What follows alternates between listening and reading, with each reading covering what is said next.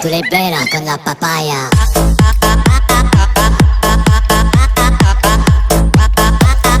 No digáis nada, no os entendería.